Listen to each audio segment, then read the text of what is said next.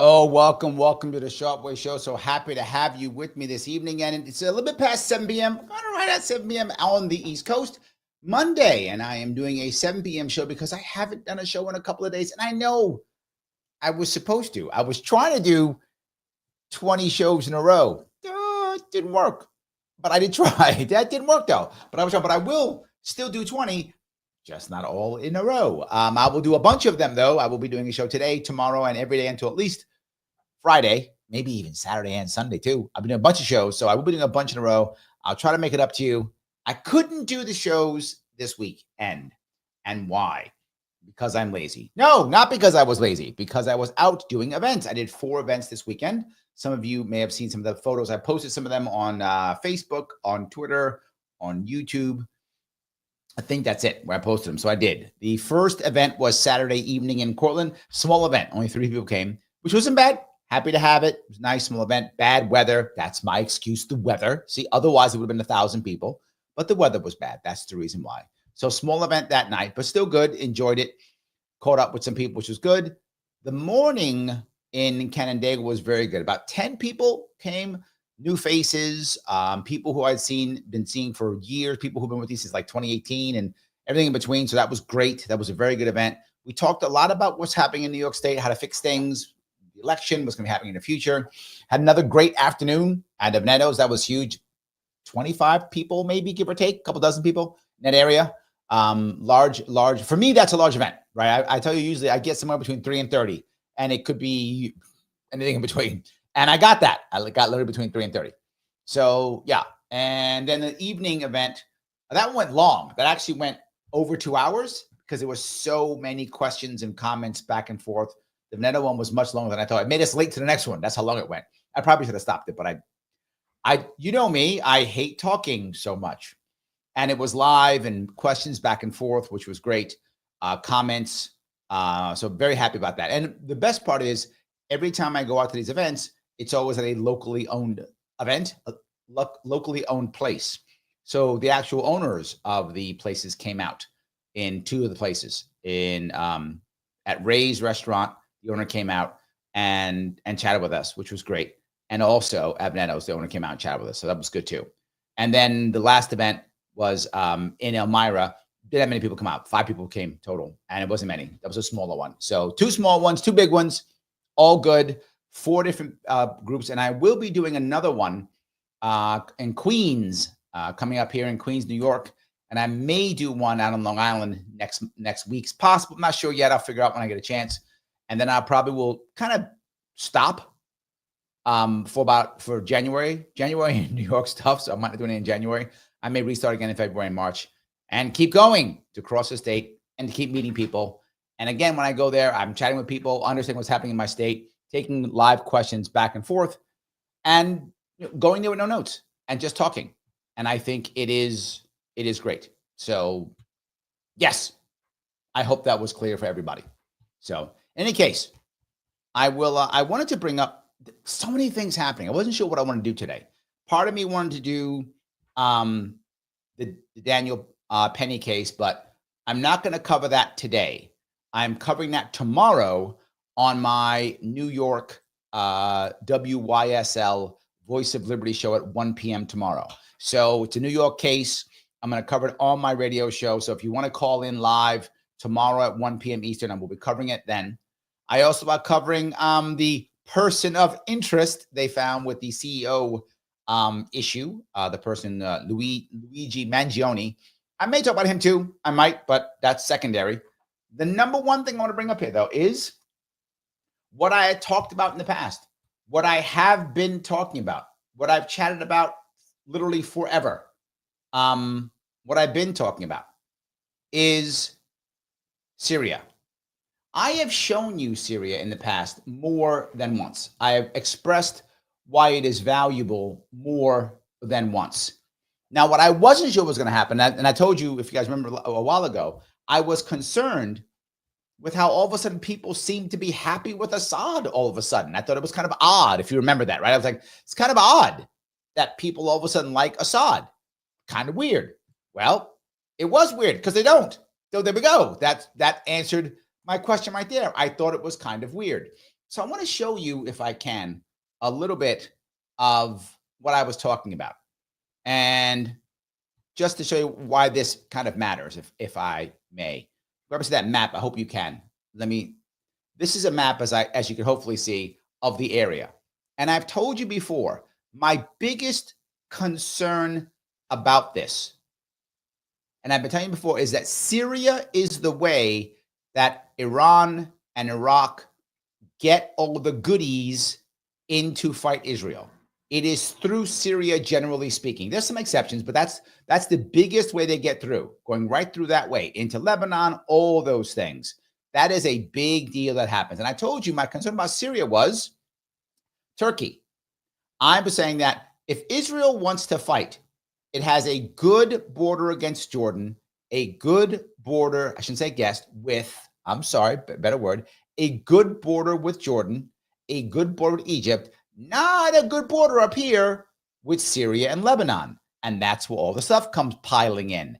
And that's the problem they have, right? So people say, well, why did they want to invade Lebanon? And I said, they want a buffer zone. That was my entire point. I said that's why they wanted it. And I had to do it now because they worry about, as I said, the Ukrainian war. Remember all those things I mentioned about a month or so ago? Yeah, I'm not crazy. That's literally what happened. Now, the problem here is the Turks and the Iranians and the Israelis are kind of all on different sides and also on the same side. So that's the problem. The one thing they kind of all hate in theory and not in practice is the religious fundamentalists who took over Syria before ISIS. Now, you might go, but Larry, ISIS and Al-Qaeda, they're together. In this specific case, they are not. I know you. What? Yes. In this case, they're not. The rebels that the Turks back are former Al-Qaeda who don't support ISIS anymore. Yeah, weird, but true. Just telling you it's true. I know it's weird, but it's true. But not just that. This area of Syria is so insanely weird. Let me give you another piece that might be interesting for you, which is this is what it looks like now. It's all chopped up. It's all chopped up. So the Turks here in the north, right? I hope you can see the Turks here in the north.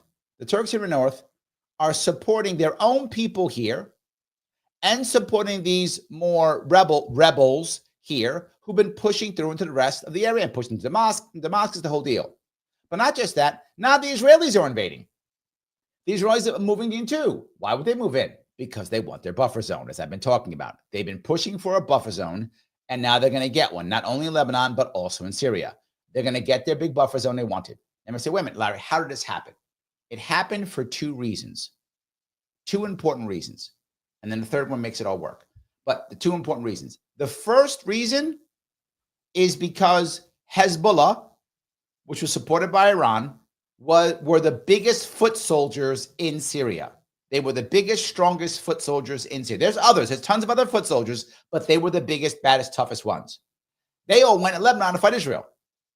Israel did a number on them, particularly with their, and if you remember, I mentioned this, they got rid of their command and control, which was the hardest thing. Because while Hezbollah will still fight without command and control, it's just small pockets who stand and fight, and Israelis can beat them up and literally get rid of them. That's the problem. If Hezbollah had leadership, they could fall back, they could attack, counterstrike, all the things. They couldn't do that because leadership was trashed. So they just basically sat there, fought to the death, and Israelis bombed them, blew them up, all those things. Israelis also started fighting into Syria and saw that there was nobody there. It was soft. Why was it soft? Because of the second piece, which is Ukraine. Russia has bases all over Syria. Well, had. Still has a couple, it does, still has some. But had bases all over Syria. And lots of Russians were there. But where are they now? They're all in Ukraine. All the best Russian forces are either fighting in Ukraine or fighting in West Africa. They're not there anymore. All the best generals, they're not in Syria anymore. Russian generals. They're either in West Africa or they're in Ukraine. So I got my foot soldiers trashed. I got Russian soldiers, best ones, not there anymore. The best generals, not there anymore. What a time to attack. So why didn't the Israelis attack? They didn't. They were already fighting Lebanon. They did that bit. Why didn't the Americans do something? Because they supposedly don't care, even though we have bases there. So why didn't the Iranians attack? Well, because they couldn't do anything and they were there in trouble. So who did attack? The Turks. The people who are fighting now, the HTS, these people are backed by the Turks. And here is the oddest part for all of you to understand why it's so weird. In theory, the Turks should not back these people because these are supposedly the crazy Islamic jihadists who are going to take over the Middle East and ruin everything. But that's not really who they are. They're the ones who say, we just want to control stuff. If the Turks will pay us, we'll do that. And that's what they're actually doing. Now, as they push through, we have a couple issues to worry about. Who's winning here? Well, clearly the Syrians, the Syrian loyalists or the Assad regime has lost. Assad packed up and moved to Russia. So he's out.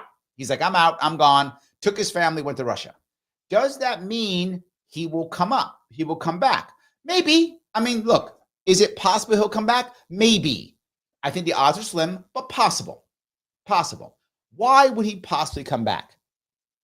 Because as you can see how horrible this is, how terrible this is, what everybody wants is stability. Israel believed in the past that Assad was the best chance for stability. Clearly, they don't think that anymore. Clearly, they don't. Because too much stuff was coming in through Lebanon, in through Syria into Lebanon. They were like, he's not the guy. He's letting too much in. No, he's not stability. No. So Israel was totally fine with this happening. And so now they're going to have their own buffer zone. So Israel is already in there. Not just that. The Turks are super happy to be able to have a group of people who can fight the people who they don't like, which is the Kurds. Now, here's the worst part for us. The Kurds, that's the yellow in this map, they're backed by us, the Americans. And who in this area likes the Kurds? Nobody. Iranians don't like them. Iraqis don't like them. Turks don't like them. Nobody likes the Kurds except us. And we've put them over more than once. Both H.W. Bush came over and so did Trump. And we might do it again. That's the hard part. So the question is, what was going to happen in the future? How does this affect us and who wins? I'll tell you, number one, who wins? Israel wins. You can be mad at Israel for what they've done all day long. I get it. Some people do not like it. I get it. I understand why people are mad at Israel. I do.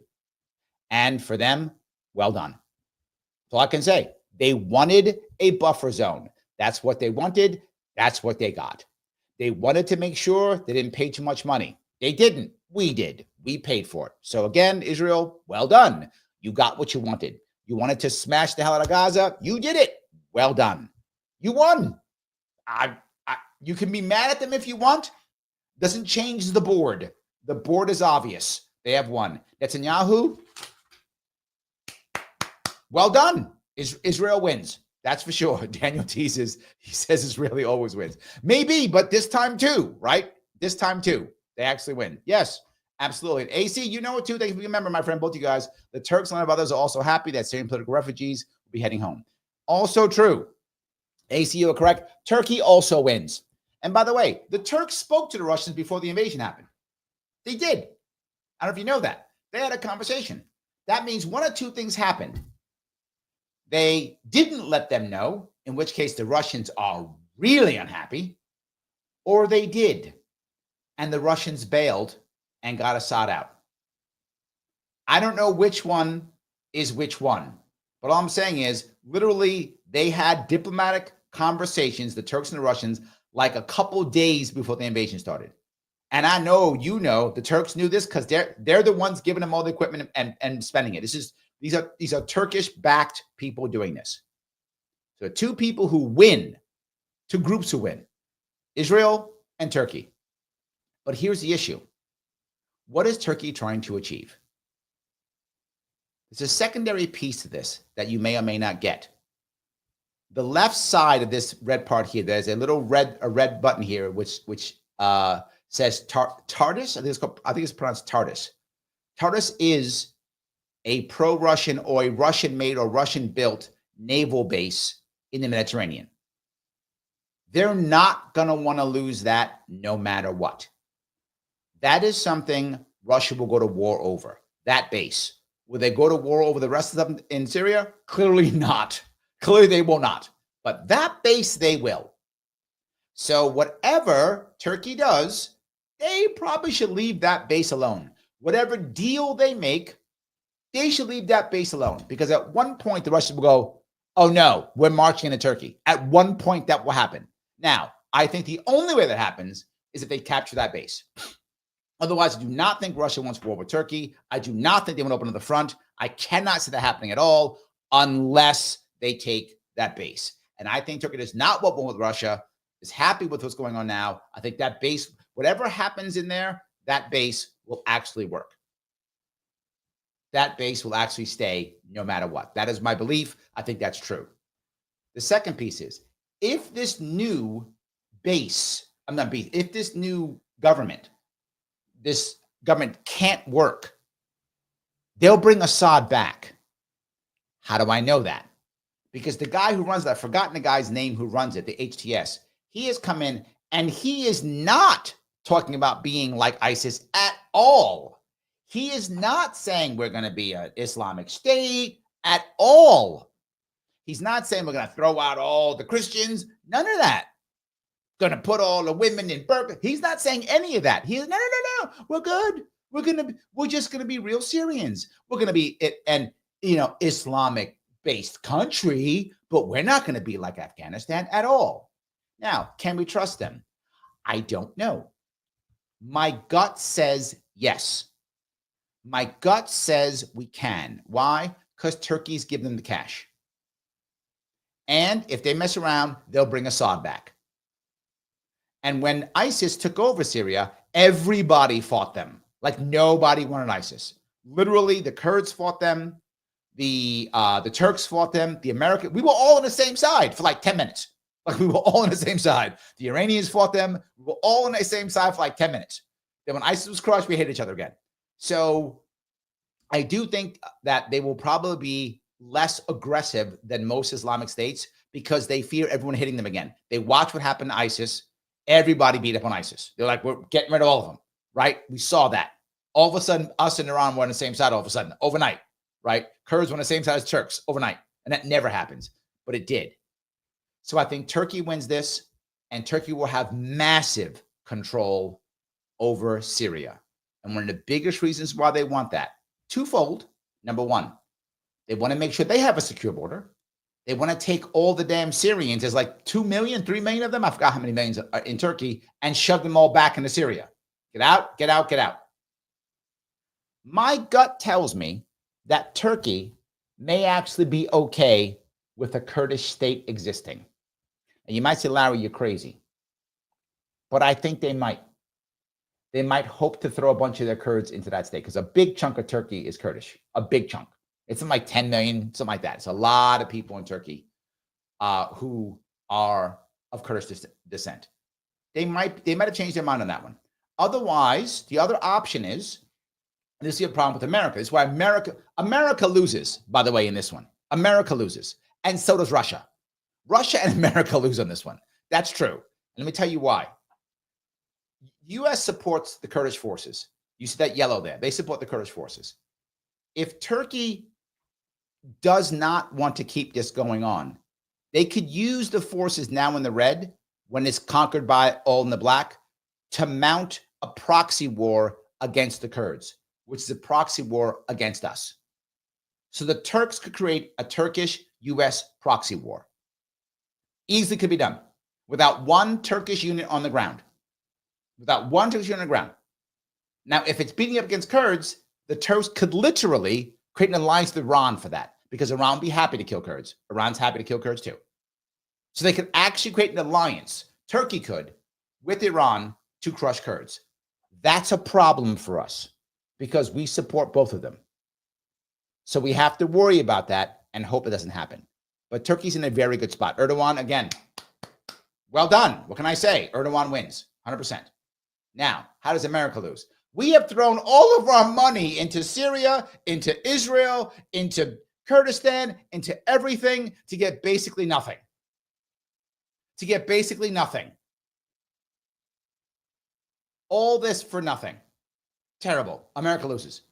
And we've backed all of this, basically. We've backed every side here, by the way, at one point or another, right? We recently haven't backed, we recently have not backed Assad, but in the past we did.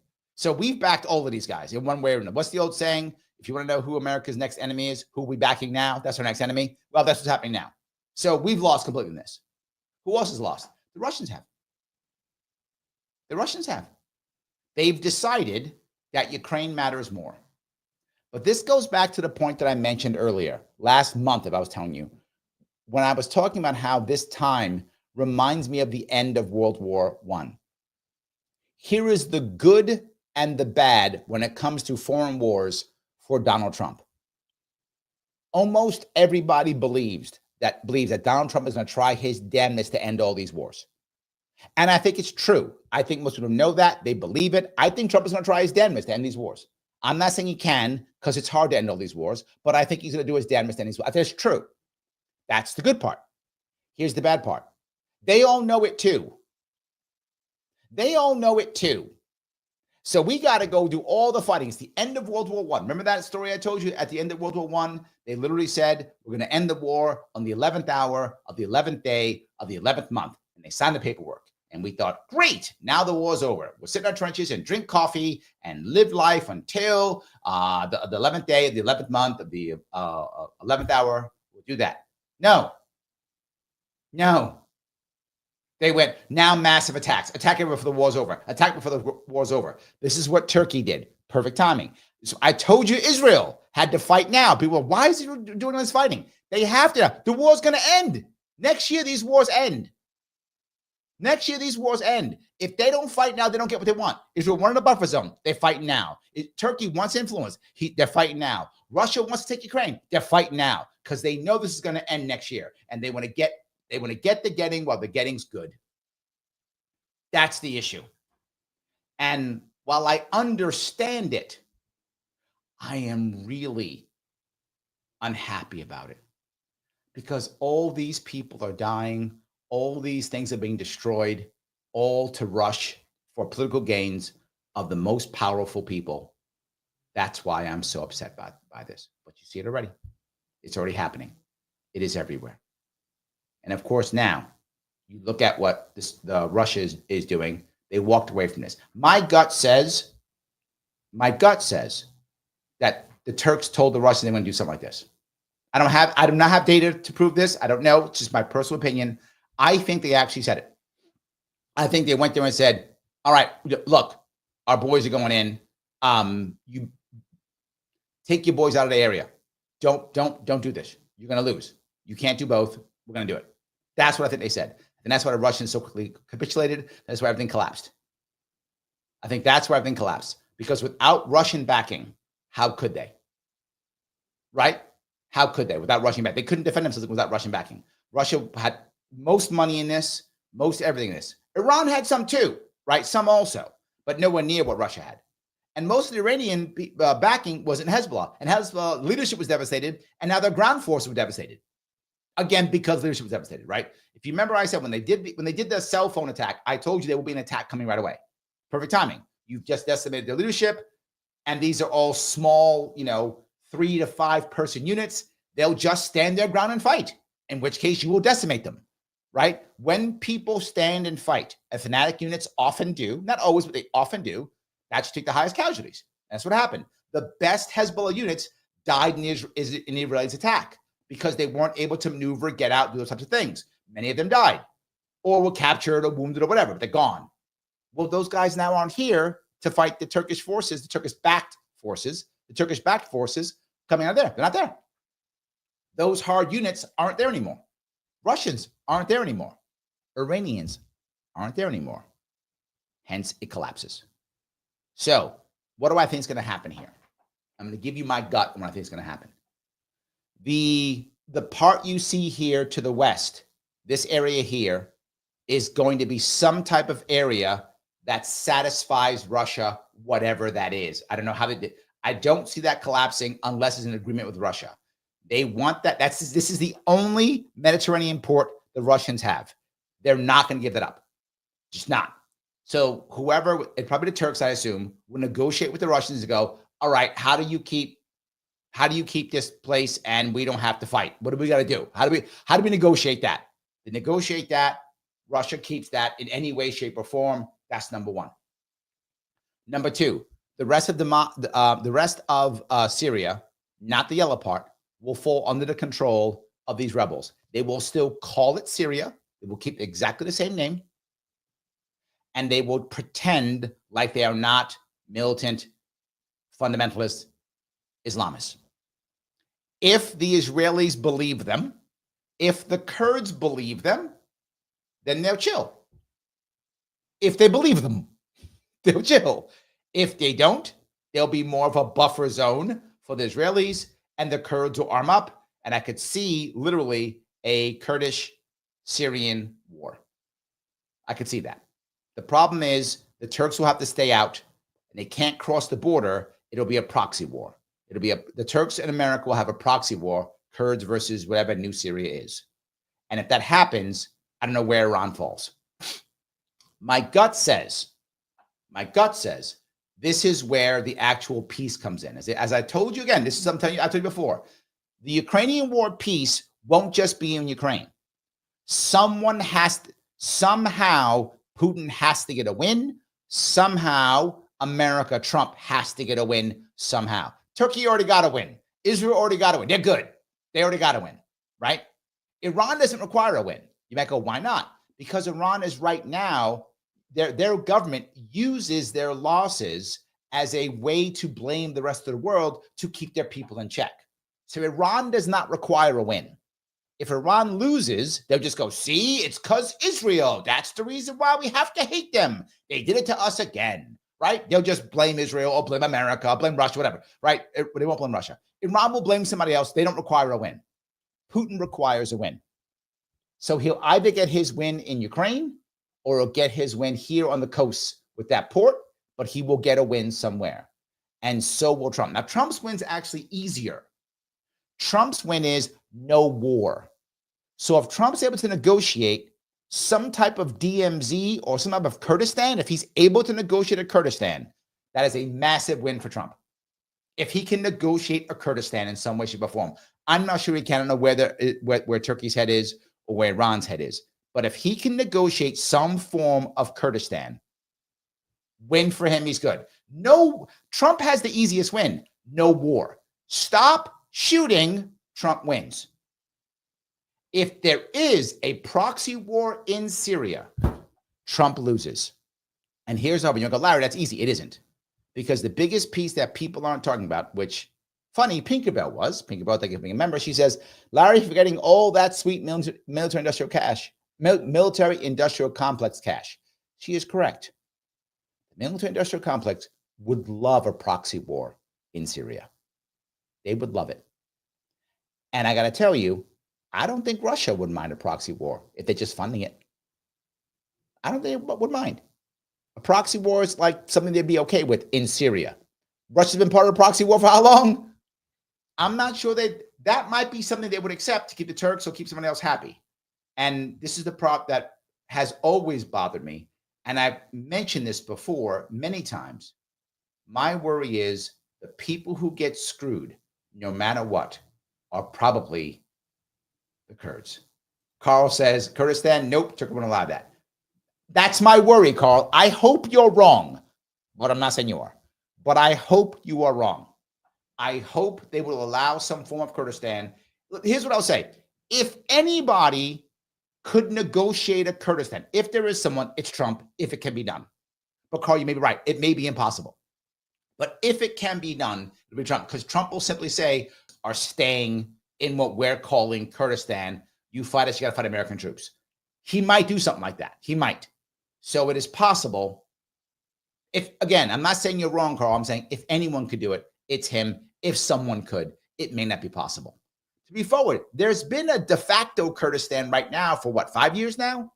Is my time about right? 5 years? Maybe 3 years in that area. So yeah, maybe 3 years. So yes, maybe the last 3 or 4 years, there's been a de facto Kurdistan. So can we keep it? Maybe. Look, to be forward with you, the people who'd fight against it are the Turks and the Iranians. That's who will fight against it.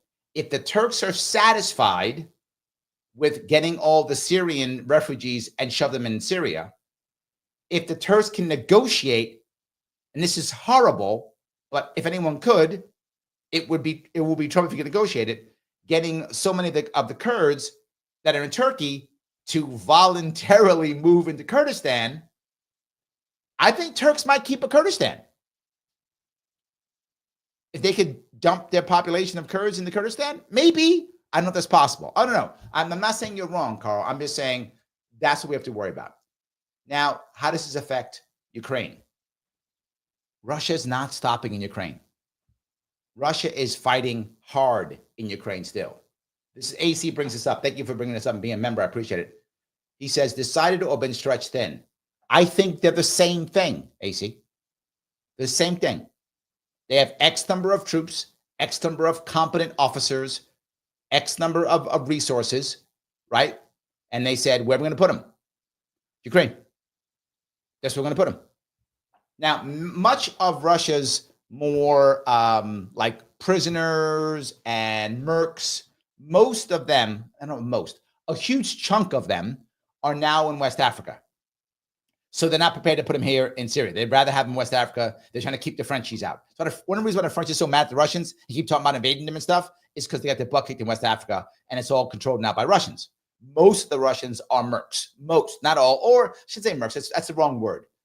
Professional soldiers, maybe is a better word. Some of them are prisoners. A lot of them are there right now. So with that in mind, Wagner Group, a lot of them are there. So they've decided, nope, West Africa matters. Ukraine matters. Syria, you know what? You Assad and family come to Russia. It's nice here. Come on, hang out in Russia for a while. That's what wound up happening. So I think they're the same. So yes. All right. Oh, I want to say thank you so much, Garrett. Thank you for the membership. I appreciate it. Guys, if you are a member, if you look on my YouTube pages, both Sharpe Way YouTube page and also on the Sharpe Way YouTube page and Larry Sharpe YouTube page, I have posted, if you're a member, members can see it, the request to see who wants to come on the show and be a guest here next Monday, the 16th at 8 p.m. Eastern. If you want to grab Garrett's memberships, go grab one of them. If you want to get them on, let me know. And if I cannot put you on. Now, some of you guys who were on last time want to come on again. I appreciate it, but I like to give other people a chance to come on too, not just you guys. You guys are great, but maybe next time. And I'm doing it. I'll try to do it at least once a month if I can. At least once a month. So yes. All righty. Mike Voss in the house. How are you, sir? He says Trump will reduce, if not remove, U.S. troops from Syria with a guarantee to return if Kurds are invaded. Drone no-fly zone will be established. See, this you're reading my mind, Mike. If anybody can negotiate a Kurdistan, it'll be Trump. I'm not sure even he could do it. I think Carl has a valid point, right? There is a lot of problems in this area. The Iranians do not want the Kurds, and the Turks don't want the Kurds. So I don't know, but I feel like, and this is again, I have no data on this one. This is my opinion also. I feel like the Turks might be okay having some damn stability on their eastern borders. The Turks have not had stability on their eastern borders since when? I don't know. Since it was an Ottoman Empire, if there even was then, right? This is a problem the Turks have had for what, centuries now? They have not had peace on their eastern border. If they could get some kind of agreement, they would trust. They could have an actual eastern border. They could actually be happy, at least in the southern part. I mean, it's still Azerbaijan and Armenia and Georgia. They still got problems there. But if they could actually get a southern border, southeastern border, like solidified, maybe. The problem is, though, Mike, how do Americans return if they leave? Right? This is why I say reduce, not remove. How do you return to a landlocked country surrounded by enemies? You could do it, but man, is it tough, right? You could do it. If anyone could do it, America could do it. I'm not saying it's impossible, but oh my God, what are you going to do? The Iranians aren't going to let you in. The Iraqis aren't going to let you in. The Turks aren't going to let you in. And the Syrians aren't going to let you in. So you're marching across somebody's stuff. Well, you're doing massive airborne activity. One of those two things are happening. So how do you do that once you leave. I don't think you can leave Kurdistan. That's my view, Mike. I don't think you can reduce. I can't see you leave. I can't see you leaving. Right? I can't see it going away. That's the issue. So, any case, it seems far too difficult to do so. Right? Anyway, just my view on that one. Let me grab a couple more comments. Before we do that, let me go back to the maps if I could. All right. This was the map that I was talking about, as you can see. And if you see this area here now and this is the current would be Kurdistan, de facto current Kurdistan right here. Who was a border? It borders Iraq, which is a broken, disastrous state. It borders Turkey. Again, southeast border of Turkey. It'd be nice if they had a nice good border. They have trouble already with Georgia, trouble with Armenia, Azerbaijan. They got problems. This area in here is Turkey. Wow. Right? What a disaster this is. They fight in here too. So they would like, if possible, to create some kind of border they could be happy with. They haven't had a good eastern border, again, since forever. So that's my issue with that. This area is Kurdish. This area is Kurdish. This area is Kurdish. It's all Kurdish. If you could shove all your Kurds into one area, would they be okay with it? The Kurds probably wouldn't be. I assume they wouldn't be. But I bet the Turks would be happy about that, shoving them all in there. I'm sure they'd be happy with that. So we'll see what happens. But again, you can see now, here is Israel. Safe border here with Egypt, safe border here with Jordan, buffer zone now in Lebanon, buffer zone now in Syria. Well done, Israel. Well done. And if you look, I'm sorry, here. Yeah, if you look here, this is that area here. Hold on, if I can find it here. See if I can find it. Tartus. There it is right there. That's the base that I'm talking about. That's the base. So I hope I covered that clear enough. I don't know if I did or not, if I covered that clear enough. But if you come here, you can see the areas I'm talking about. Armenia, Georgia, you see that here. And then Iran, Iraq, then Syria. And this area here, all Kurds are in these areas. Because again, when we decided, we mean the West, decided to chop this up from the Ottoman Empire, we didn't care at all about like where the tribes were. We just drew lines to make sure the British can control Iraq. The British had Iraq at the time. The French could control Syria because they had Syria at the time. And that whatever was up in Turkey was here. And the Brits could control Iran because the Brits controlled Iran at the time. At the time, Iran and Iraq were basically British puppets. And Syria was basically a French puppet. That's how it worked. Colony / puppet, whatever you want to call it. And they want to make sure they had, so they divvied it up their way, not caring at all about the actual people who were there. And that's the problem of colonization. Anyway, I hope that was clear with what we were talking about. Let me grab some more comments if I could. All righty. P says, Larry, I get lost in all this. I need a good slideshow of the total history or an unbiased book. Understand the total history of war, religion, power, money, and drama. I'm angry we are not better understanding this. You know what? Maybe I should go through that. I probably could. Maybe I'll do a show on that. So many shows I got to goddamn do. All right, maybe I'll do a show on that in general. Because I have walked people through this. I've looked at my kids. I've walked my kids through this more than once. Like kind of the history of how the world has gone since like the age of discovery. Maybe that area, maybe some of that. I can even talk about in general. I've walked through a bunch of pieces that it gets people to kind of understand generally speaking how things work. I could probably do something like that. Maybe I will. Maybe I'll put a slideshow together. Maybe like a PowerPoint. Or maybe I'll just go on a map and do it. That could work too. That could work also. I'll walk through a bunch of that then. That's a good idea. I appreciate that. I really do. All right, let me grab some of these other ones if I can. All right. Vivek says, it hurts. It hurts the Middle East. Assad was a lesser evil compared to the ISIS rebels who will not be in power. This is my worry, Vivek. I'm not sure you're correct. Hear me out before you get mad at me. I'm not sure you're correct. And the reason is the people who are now invading Syria, they were also against ISIS. This is not the same group of people. I'm not saying they're great, wonderful people who are modern people trying to make, I'm not saying that. What I'm saying is they're not the same. That's all I'm saying. They even helped get rid of ISIS. So all these people who are in now, none of them, in theory at least, were supporting ISIS. The people who are supporting ISIS now are hanging out in Iraq right now. They fell back into Iraq. So will they come back in? Okay, maybe, but I would bet the Turkish-backed rebels would actually fight them and would push them out. That's what I would bet. And the Turks will back them. The only issue that the Israelis have to worry about, and Israelis have to be clear about, this is the only way Israel could possibly lose. Maybe. I don't see it. They've been very good so far. The Israelis have had their act together so far. But the only problem would be if they don't make a good treaty or agreement with the Turks. Because again, the Turks could use these guys as a proxy war against Israel. Now, again, you might go, well, does that really matter? Yes. If you remember, I mentioned this again last month. My worry for Israel was if the Turks turn against them and push all their money, power, weaponry into Lebanon. Because while it's very hard from Iran to get all its troops and stuff across Iraq, across Syria, into Lebanon, it is way easy for the Turks to get everything into Lebanon. Way easy. So if the Turks somehow decide to do a proxy war against Israel, it's a problem. That will be that'll be U.S.-Turkish proxy war. That's what wound up happening.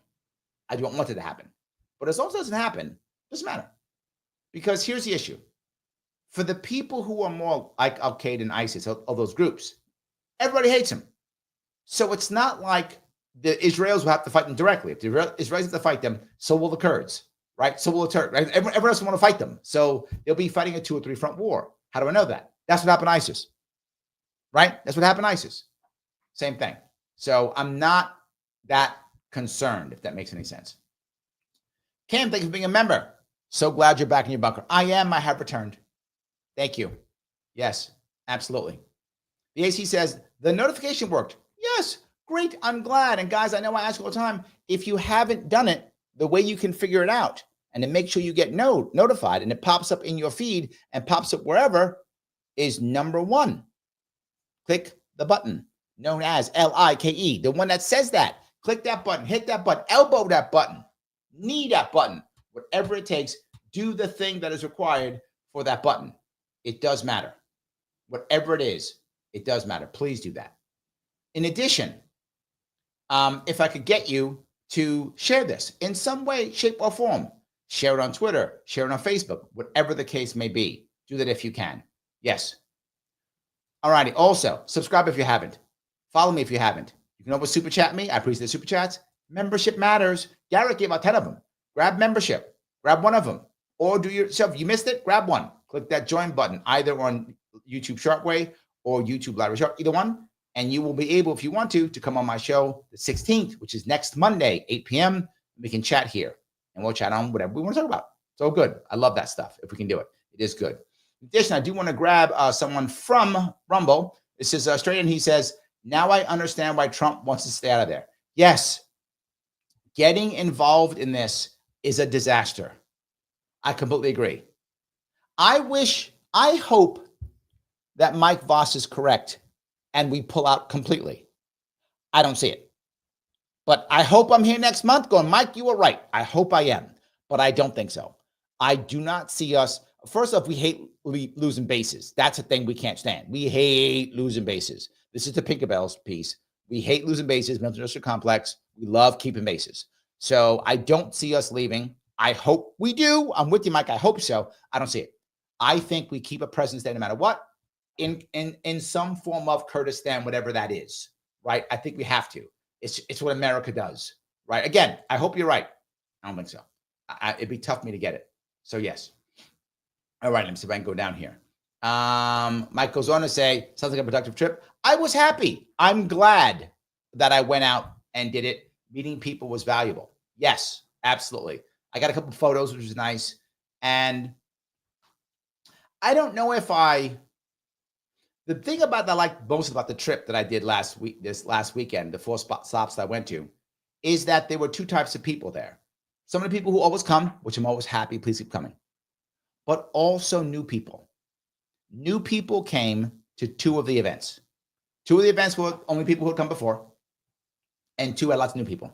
In fact, I think the one at Veneto, 50-50 new people, and politicians came. People who are part of the Republican establishment came. People who are part of the local government came. So they came to talk, ask questions. They love talking about asking if I was running for governor again. Oh, they love that. So yes, so very productive, of course. And again, the fact that I could show up, and I'm not running for anything, right? I'm not running for office. The fact that I could show up with less than a week's notice and get 25, 30 people to show up and ask me questions in New York State, very few people could do that who aren't running for something, right? I didn't ask for anything. I just asked the same thing. Can someone, wherever you are, buy something at the place? Some people just bought a soda or coffee. Some just bought something light. And it's fine. I don't care. I don't know what your finances are, but everyone bought something. So that owner got some cash out of it, whatever that was. Some people bought full meals and brought their friends. So some people dropped serious cash. Some bought one meal, or they bought like coffee or soda or something. Doesn't matter. That's all I ask. And it worked. So yes. Daniel Donnelly, how are you, sir? We've been making other appearances around New York State in the coming weeks. We hope to see you soon in the Hudson Valley. Odds are I won't be making any going upstate for the rest of this year, this calendar year. I'm going to start again probably in February of next year is when I'll start again. So yeah, this is my 7th time crossing the state. I appreciate him. So yes. All righty. James says, as long as the United States gets out of the Middle East, I'm sure things will get a little bit better or be less bad anyways. I don't know if they will get better, James, but I can tell you they'll be less bad. America doesn't help being in the Middle East. None of the Western powers do. They don't. I don't mean to be mean. I'm trying to be like, oh, it's all about colonialism. But it's all about colonialism. It is. In the Middle East, it is. It's all about that. We should have stayed out a long time ago. Just leave them alone. They will figure out their own stuff however they want to. We have just made things worse. Now, this may be one of the best things that will happen here. It could, James. This could be a time when we actually begin to get and understand, you know what? Let's just stop. Can we just not? Can we just not? Can we just walk away and just not do this? I hope you're right, James. I hope we do. Because we're not making things better. We're just not. That's all. We're not. That Liberal Lady says, are you Lab Rumble? I am, Liberal Lady. Thank you for asking. I am. Pete. 36 trillion, 166 billion, 37 million, 570,000, $457.33. That's our national debt. And as always, when I said it, it's now more. And we're sitting there going, we should put more money into the Middle East. No, Pete is correct. We could stop now. Let's not put more money into the Middle East. Let's not do that, right? That's our issue. We have to stop this. The reason why I bring this up, and Pete's right?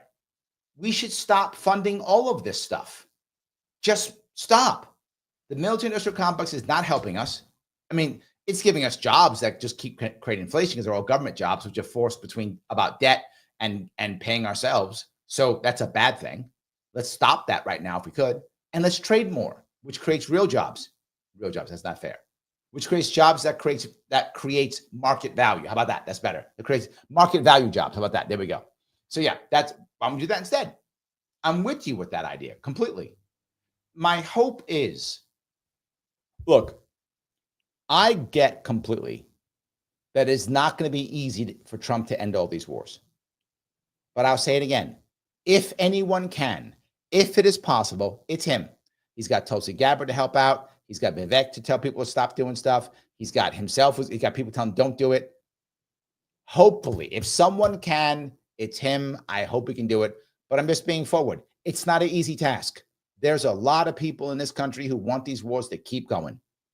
He has to fight them. I hope he can stop them. I hope he can stop these wars and we can start trading instead.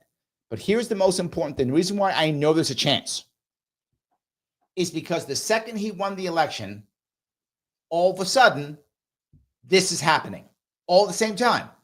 Again, it's the end of World War I. They know he is going to try to end all these wars next year. All of them. To try to end all of them. They got to get in their hits now. And they got to sacrifice literally thousands of people to do so. So, yeah. Anyway, let's keep going. Mike is talking about them catching that guy, Luigi. He says, I don't trust the correct person was caught. Guy in photo was smart, different clothing than shooter. Still holding pistol in the backpack. Doesn't add up. It's possible. Who knows if it's right? If you notice what's happening with that guy, and a little bit off topic, but I just bring it because you bring it up. He's not being charged with a crime yet. He's not. They're holding him in Pennsylvania on gun charges. So they're not holding him on any action. They are holding and charging him on possession.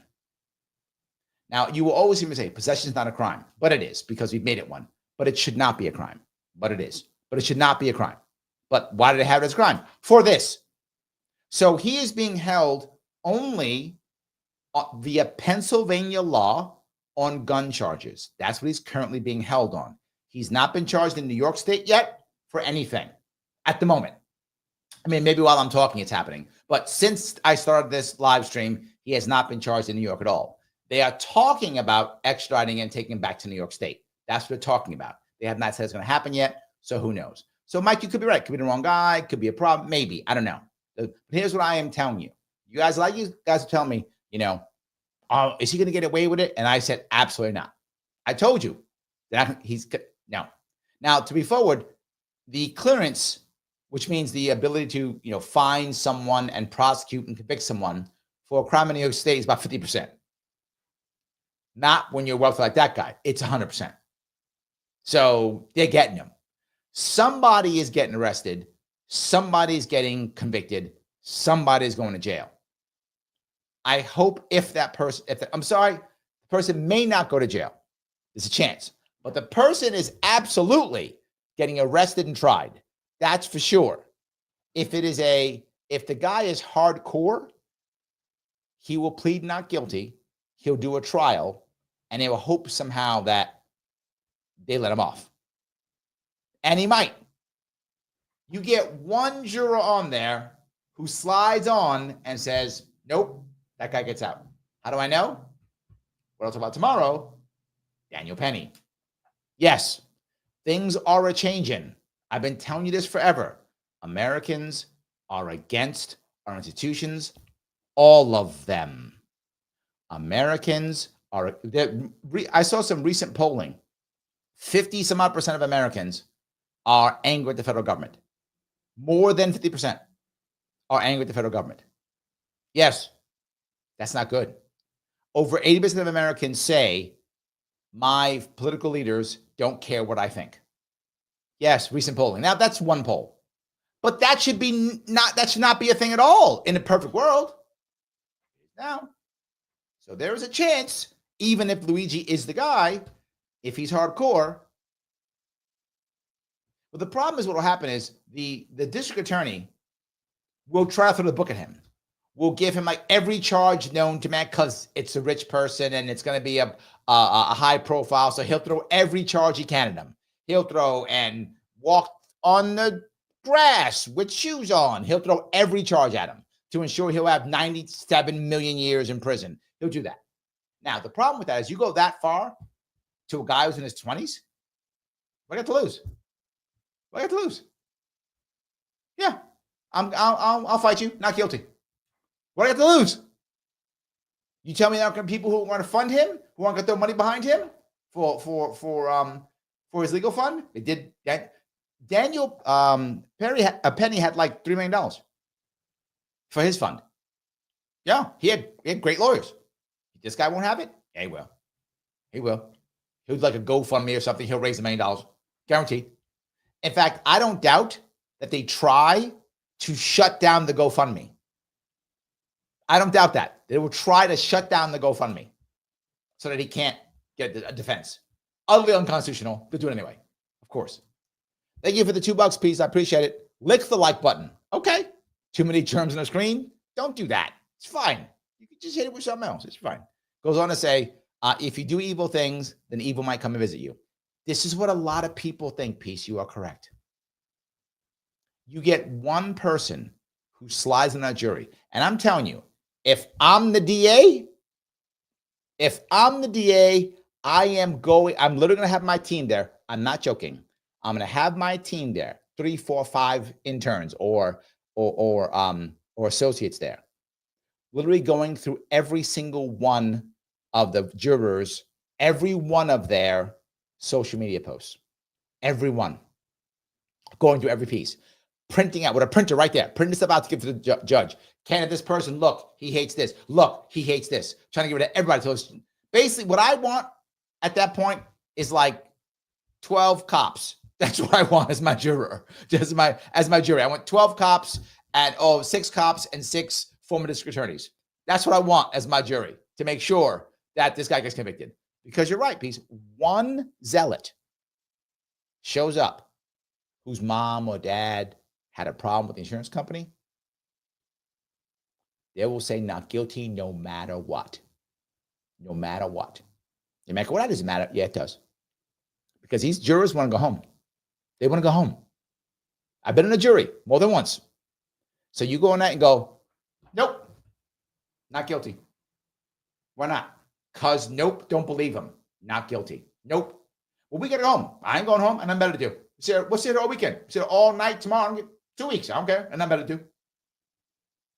All right, hung jury. Done. That's Daniel Perry. Perry. Daniel Penny. People like, no, I'm changing my mind. Done. Throw it out then. Throw it out then. That's what happened. So there is a chance he gets off if he's hardcore, but he might not. Who knows? We'll see. So anyway, if I can go down here if I can. Mike says, Biden's escalating the situation, increasing U.S. exposure and trying to mold the new government.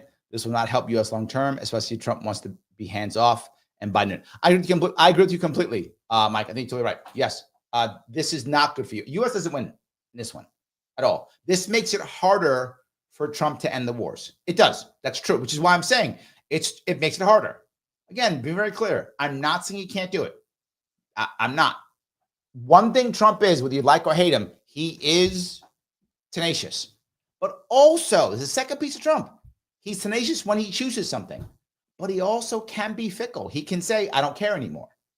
If he says, I care about this thing, he never lets it go. But if he goes, you know what, not worth it, he could walk away. It's possible he could walk away.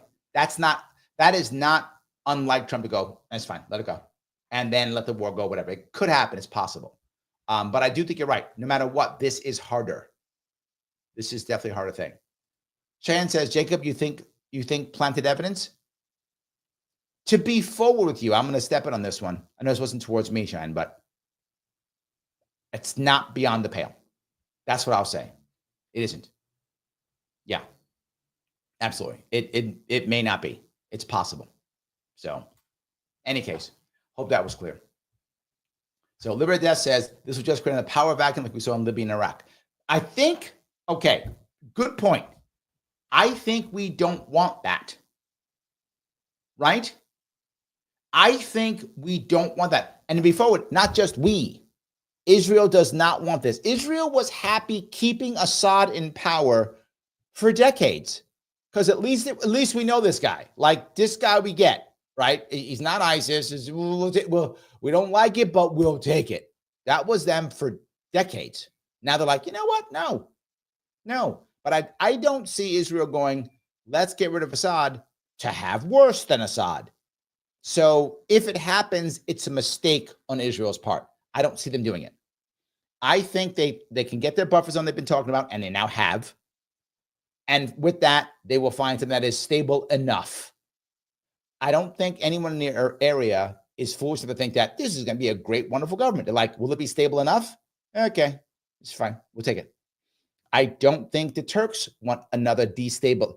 The Turks do not require another destabilized nation on their border. That's not, they have enough of them. They don't require any more. Georgia is in turmoil and it's on their border right now. They don't require more turbulent nations on their border. I don't think Turkey wants it either. Iran would probably take it actually because they're in trouble. They might take turbulence. Iraq doesn't require any more turbulence either. These are nations that don't require any more turbulence. So while you are correct, it could happen. I think nobody in the area wants it, which is why I think if there's a chance, you can create some form of Kurdistan. I think now's the time. If anything, you could see it. So that's my view on that. So yes. All righty. The AC says lots of stuff didn't add up. You see the abs on that guy. No way he's eating McDonald's. Look, they said literally he's a person of interest. See if he's charged. That's where I'll go with on that one. So yes. Andrew, I think Andrew is with you, Liberty Death. He says, I predict it's going to be Liberty 2.0. Remember the Arab Spring 2011, the minute these despots do fall is when things really get messy. Yes, but here's my yes, but for both of you. My yes, but for both Andrew and Liberty or Death is it happened already. And ISIS is what came up. And everybody fought ISIS. I mean, when's the last time the Turks, the Israelis, the Americans, and the Iranians were on the same side, and the Kurds were on the same side? When has that ever happened? Just ISIS. That's the last time it happened. It hasn't happened since. It didn't happen before. If this happens, it'll happen again. This is why I think you guys are wrong, because that's already happened. It's already happened, and everybody said no. Right? Trump takes all the credit for destroying ISIS. I know he does. Don't be wrong. America had a lot to do with it, and Trump had a lot to do with it. It's true, it had a lot, but he wasn't alone. Everybody was against ISIS at the time, right? And I'm fine. He can take credit for it, whatever. But it wasn't all him, right? Again, a lot. Turks wanted to. So were the Kurds. So were the Iranians, right? They were all against it. So yeah, I think a lot of people. That's why I don't think it will happen. That is my gut. I don't think it will happen. Yes. All righty. James says, if there is a time where we need peace in the world, every time will be the best time. True. But especially now because I don't want the Kurds to get screwed. I'm with you. James, I would like the Kurds to have their homeland. I think everyone deserves a homeland. The Kurds deserve one too, right? If you can get a homeland, get a homeland, right? If you can get one, get one. The Kurds deserve a homeland too, whatever that is. And look, to be forward, fair or not fair, it's not going to be what they want or ancestral. It'll be something. That's what they're going to get. And you might go, Larry, that's not fair. You're right. And it's still true. It's still true. The Palestinians aren't going to get what they want. They're not. They deserve a homeland too. They're not going to get one either. Oh, they're not going to get the one they want. Not going to happen. Give them something. Everyone should have a homeland they can go to. So I think. So, yes. Lorenzo, yeah, he's thinking the same way a lot are. So the Kurds will be the sacrificial lamb, nicknamed cannon fodder. Yeah. Pete goes on to say, our tax dollars are somehow funding both sides. Isn't it always true? Pete, isn't that the norm? Right? I know you're saying to yourself, Larry, I would like to have some extra money to pay my own bills at home. No, you selfish Pete. Your tax dollars will go to killing people. All right? So get that straight. You don't get to pay your bills when you want to pay your bills like you're somehow special. You're not. We all got to do our part and blow the people up. That's what it means to be American. How that works. So yes. Yacy says the TARDIS, is it bigger on the inside than the outside? Nice Doctor Who reference. Well done. I think it's pronounced Tartus, I think. I'm going to look at it right now so I can find this thing here. It is, I think it's pronounced Tartus. It's Tartus. Yeah. I didn't know the name of it. I just knew they had a base. So the name of it actually was new for me. I didn't know the name of the base. I just knew they had it. So yeah. Is it actually, I'm looking for, I actually can't see it on the map. Yes, it's Tartus Port. So the name of the place is Tartus. The name of the port is Tartus, I guess. It's Tartous. That's the name of the port. Yes, that's the name of the port. So the ports were different, I guess. So whatever that means. But that I know of, it's not Doctor Who. So it'd be cool if it was. So yes. Grace says, I fear for the Syrian Christians. I'm not that concerned in that regard. I'm not. And why? Generally speaking, when the Christian populations are attacked like this, Europe gets involved, and they know it. Generally speaking, that's true. So, I mean, maybe they'll get thrown out. Maybe. Generally speaking, that doesn't happen. So I'm not as concerned. Okay, maybe I'm wrong this time, but I don't see it. I think they're going to be like, why don't you guys just stay over there? And I think they'll be like, okay, we're going to stay over here.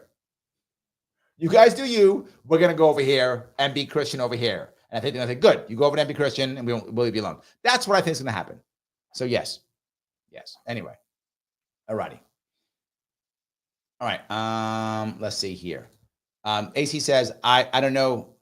Dude is saying what Dude is saying. Maybe there'll be peace, but who knows? Was Hilarious saying Hassan say Al-Qaeda bad? Oh, is that right? I didn't even know that. I didn't know that.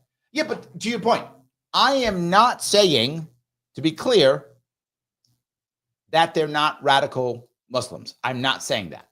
What I am saying is they're probably going to decide to not do anything crazy right now because of what happened with ISIS years ago. So they might do something like kind of like the Chinese did with Hong Kong. If you remember, when Hong Kong first turned over to the Chinese, maybe was it 98? I think it was 97, 98, late 90s. When Hong Kong turned over to the Chinese were amazingly good to them. Do you remember that? Oh, it's the one country, two system, whatever. They were nice. Hugs and kisses. Do what you want. Oh, it's all great. They were wonderful for like 5 years. Then they were like, or whatever it was, right? It was a couple of years. Then they were like, oh, yeah, no, we're going to make a small change. Don't worry, small change. Another couple of years. Small change. A little bit. 2 more years, couple more years. Small change. Now, you're one of us, shut up. Here come the cops. I think something like that might happen, AC. I don't think it's like tomorrow. I think if it happens, still might happen, it's like 2-3 years later. We said we love you. We were good. Oh, look, we are Muslims, so we're going to do this one little thing. And then the next thing, oh, yeah, and by the way, yeah, you women, you can't go to school anymore. You can still have jobs for now. And then 2 years later, you can't have jobs, whatever. So I see that kind of thing happening. I don't see it right away. Again, the destruction of ISIS is fresh. I still remember it. Most of you still remember it. It's fresh. So yeah, there we go. All righty. Phil says, do you think 10 years ago, the U.S. could have negotiated independent Kurdistan and land given up by Syria and Iraq? Yes. The reason why America did not negotiate a Kurdistan, I think we could have, absolutely, was because the Turks were 100% against it. Carl said it, and he's right. The Turks have been 100% against a Kurdistan in any way, shape, or form. 100% against it. So in theory, could we have? Yes, but we would have to do one of two things. Given up something amazing to the Turks. I don't know what we could have given, but something amazing to the Turks. Like said, we'll help you invade Georgia or whatever. I don't know. Abandon Azerbaijan and Armenia or something. I don't know what. I'm making that up. I'm pulling that totally out of my derriere. Something amazing for them to agree to that. I don't know what the thing is. I mean, maybe it wouldn't exist. Or openly threaten them. Like say, we're doing it and we're putting soldiers in, go to war with us. And they're a NATO nation. So, and we want them as a bulwark also against the Russians. We want Turks to be angry against Russians, and we want they're our NATO ally, so we don't want to do that. But could we have? I think yes. I think we could have probably done it earlier than that, maybe 20 years ago. Right? When we were invading Iraq, fighting in once Iraq collapsed. Back then we could have done it if we wanted to. Right? We could have, but America would have really had to have a real caring about the Kurds and the Kurdish nation. We don't. We didn't then, and we don't now. The Turks are now more open to the concept of it, but I think to Carl's point, I don't think they're there yet. They might be, but again, now we still want them in NATO, and we don't want them. We don't want a proxy war in Syria with the Turks. The Turks are a powerful nation. There's 90 million Turks, something like that, and they have a bloodied military that knows how to fight, and they have a large economy. The Turks are no slouches. In a proxy war, they are a serious fight. And they have a military culture and a military I should say martial. Maybe martial is better. They have a martial culture and they have a martial tradition. So it's not going to be easy fighting them. I'm not saying we can't beat Turkey. I'm not saying that. I'm saying we would have to literally declare war on them to beat them. Like it's a serious battle. We don't want that. I don't know if they want that. But to your point, could we have? Yes. We didn't care then. We could have just said, we're making a Kurdistan. American troops are going to guarantee it. It's going to be X part of, Syria, Y part of Iraq. All Kurds are welcome to return to your homeland. Could have been done. Of course it could have been. But here's the other part. We have decided that those invisible lines in the sand that we made up, about 100 years ago, they're sacrosanct. God made them. Right? We just decided that. But We shouldn't. We should have done that. You're correct, and we should have, but we didn't. And I don't think now we can. So yeah, Liberty Death goes on to say Putin getting his win in Ukraine and Zelensky getting asylum in America. He owns a home in Florida. That could be a win for both, right? It could be 100%. It could be a win, right? So Turks get a win in Syria. The Russians get a win in Ukraine. The Ukrainians get screwed over, right? Because Ukrainians are the Kurds of Eastern Europe. So the Ukrainians get screwed over like the Kurds do here. The Kurds get screwed over here. The Ukrainians get screwed up in Eastern Europe. Putin says he won. See, I took Ukraine, whatever. He gets his win. Turkey gets his win. Look, we did this. Israel got their win. And Trump gets no war. He gets his win. Everybody wins except for the Kurds Ukrainians. Yeah. They don't get to win. Everybody else wins. Everybody else wins. Yeah, I could definitely see that. 100%. That to me seems like an answer that I could see. Joel says, Congressmen like Lindsey Graham want more U.S. involvement in Syria. I wonder how he profits some more. This is my point, Joel. Right? Just because Trump wants it doesn't mean Trump gets it. This will still be challenging either way. It will still be challenging either way. Missy is right. She says, highlight your question or comment to Larry to read loud with a super chat. It supports the show. 100%. You guys, if you want a super chat, feel free to do so. Happy to get the super chats. It makes everything easier. I am trying to do more and more of these shows while still working. It is challenging, obviously. I'm traveling on the weekend. Luckily, my daughter came with me, so that was nice. Made it easier. So yes, absolutely, but it can be challenging. As you know, I want more people to have these types of conversations. More people to go back and forth, to know what's going on and to care. More people to know that someone else. Why do I brought this up. Why am I so happy when I go to some event and a bunch of people show up, particularly new people? There's a bunch of people who are sitting in their home in front of the computer thinking, am I crazy that I think what I think? Am I the only one? Am I nuts? What's wrong with me? Then they go to an event and they find 10, 20 more people who are like, no, we agree to. It's broken. Stuff's terrible. Yeah, it's broken. Yeah. And they go, I'm not crazy. I'm not alone. Okay, I get it. I think this does it too. When we chat here and go back and forth, I think we go, I'm not nuts. We recognize that, on any given platform, this show gets a couple hundred views, sometimes a couple thousand, depending on the platform. But overall, over the 8 platforms as it goes on, this gets several thousand views. There's several thousand people who see this. It's not bad. Going, you're crazy. There's some of them going, you're right. You're right. Right? Some of them are doing that. I get comments on the other stuff too. I can't get to all of them. I try to get to all of them to the best of my ability. I try to fill all the comments in when I can, but it's challenging. But I'm happy. So yes, please do so if you want to. If you haven't, share this if you can. Share this into a Facebook group. Share this on Twitter. Share this on YouTube. Share it wherever you can share it, right? If you're on something like MeWe or you're on something like Getter or something like that, share it there too. This actually goes live on Getter too.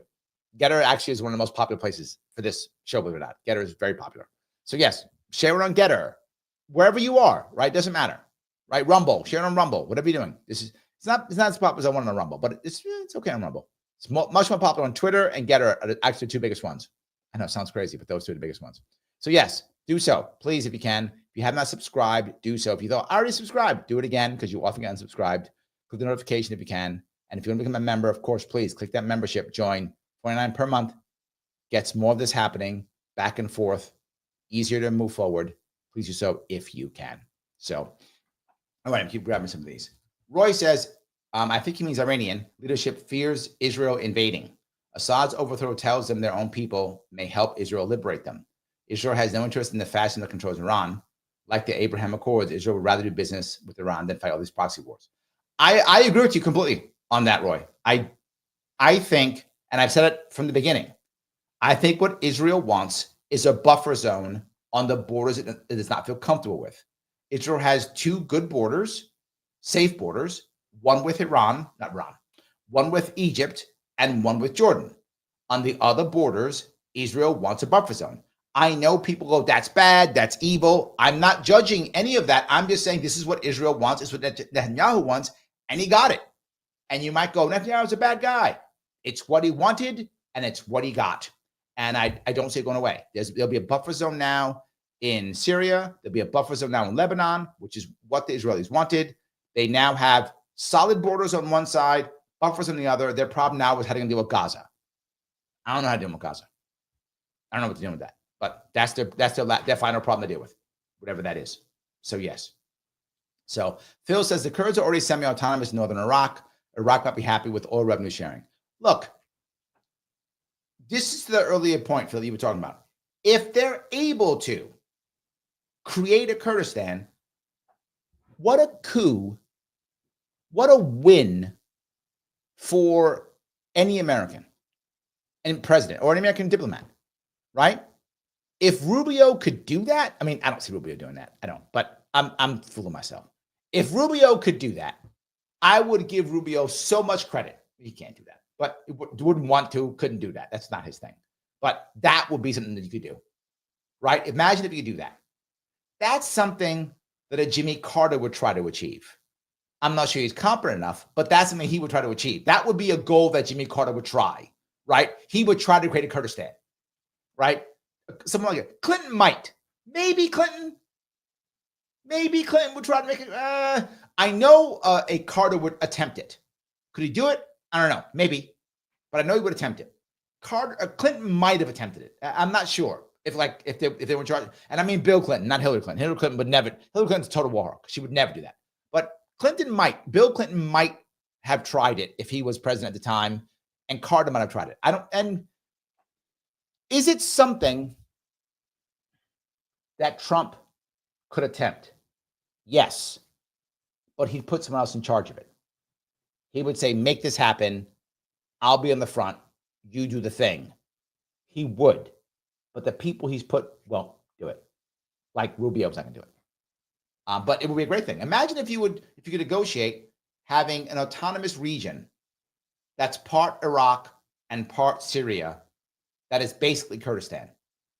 That'd be amazing. But I mean, you'd be an actual nation builder, what America's been talking about for 100 years and hasn't been able to do once. You'd be an actual nation builder. Again, I think Carter would have tried it. Don't know if he could have done it. And I think Bill Clinton might have tried it. Maybe. I'm iffy on that, but maybe. No one else is trying to make that happen. Nobody else is. Yeah. Pick a bell. Oh, let's show know. Lindsey Graham profiting of war. 6 of his top 20 contributors are military-industrial complex. There we go. Yes. There we go.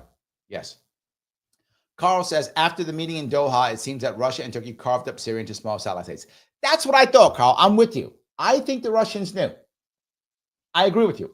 Look, I don't have data that shows that, but my gut says the Russians knew. I'm with you on this, Carl. I think they actually knew and were like, all right, fine. We're going to fight in Ukraine. Fine. My gut says they made a deal in Georgia. No evidence, but if you know, on the border of Turkey right now, Russia's having problems in Georgia right now. There's fighting back and forth, all kind of problems, right? Turks could be involved in that in some way, shape, or form. The Turks probably said, no, look over here. You do you. We're going to look over here. And when we go in Syria, you're going to look over there. And the Russians went, all right, you do in Syria, we're going to turn our backs. We're going to mess around Georgia. You turn your back. And you might go, Larry, that sounds horrible. That kind of stuff happens all the time. All the time. Constantly. I could see it happening. I'm with you, Carl. I think you're right. Yes. Gene said, did you make it to the pizza shop in Rochester? I did. Absolutely, Gene, I did. And by the way, he was good. The owner came out and gave me some spaghetti sauce and some Italian spice, which I love. I love when I get gifts like that. I get a lot of little gifts here or there. That was a great one. I'm actually going to make meatballs. Yes, I am. I'm going to make it. I'm considering making a keto meatball hero. What do I mean by that? If you use keto bread, there is keto bread. And with keto bread, you can actually make meatballs and make a meatball hero that's keto. The bread has to have X amount of fiber or made from like almonds, something. There's some way you do. I don't know how you do it. So yeah, you make it that way, and you can. I may make keto meatball heroes tomorrow night. That's me and my daughter. So yes, from what he gave me. So, all righty. Let's see if I can grab down here if I could. Thomas says Trump will definitely want to keep a base there. He was upset when Biden gave up Bagram in Afghanistan. Not really. I want to always try my best to give credit where credit was due. I am happy that Trump negotiated getting out of Afghanistan. I'm happy that Biden got out of Afghanistan. I am. How he did it was horrible, clearly, but I'm happy he got out. Trump didn't want to give up, did want to give up Bagram, but at the end, he wanted, which actually was the right way of doing it. You give everything up until finally the end, which is Bagram, and then that's the last thing. You slowly pull back the whole way through is what you do. So he didn't want to give it up. He did want to give it up, but at the very end. Now, here's the problem with that, Thomas. Would he have been pushed by his leaders to keep it? I think yes. Sadly for Trump, in his first 4 years, his first term, he was heavily influenced by the military-industrial complex, more than he knew. And he's admitted it. He has admitted as such. He has actually admitted it, that he was. And I think, to your point, Thomas, he probably would have been convinced to keep it. He did not want to keep it. That's not true. He did not want to keep it. He wanted to give it up last. That was his point. But I think he probably would have, if it was still going on, if he had won the election in 2020 and it was the next year and he had actually gotten out the next year, he might have kept it because of the military complex pushing him, because he was definitely done so. So yes. So any case. All right, if I can keep going down here. All righty.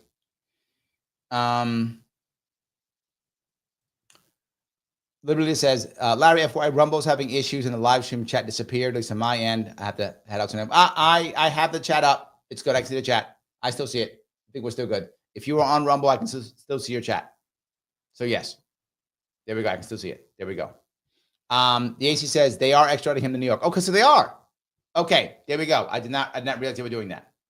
Okay, I knew, but as of restarting, they had not done that. AC goes on to say maybe drill notification. I think that's a real thing. I'm with you. That's a real thing. Yes.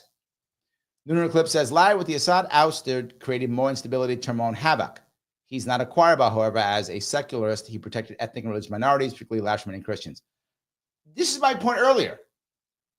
If you go back a couple years back, everybody was like, fine, we'll keep him. He's the devil we know. It's fine. He isn't great, but he'll do. At one point, they said he won't. And I think the issue is, this is my gut. I think two things happened. One, with the attacks in Israel, he was letting too much of the Iranian equipment, cash, and bodies through Syria into Lebanon. And the Israelis got tired of that. They're like, okay, no, you're not doing what we want. No, it's not happening. You're too much. You're stable, but you're still filling up this, right? And then in return for the Israelis attacking, Hezbollah, his shock troops were Russian and Hezbollah. That's what his shock troops were.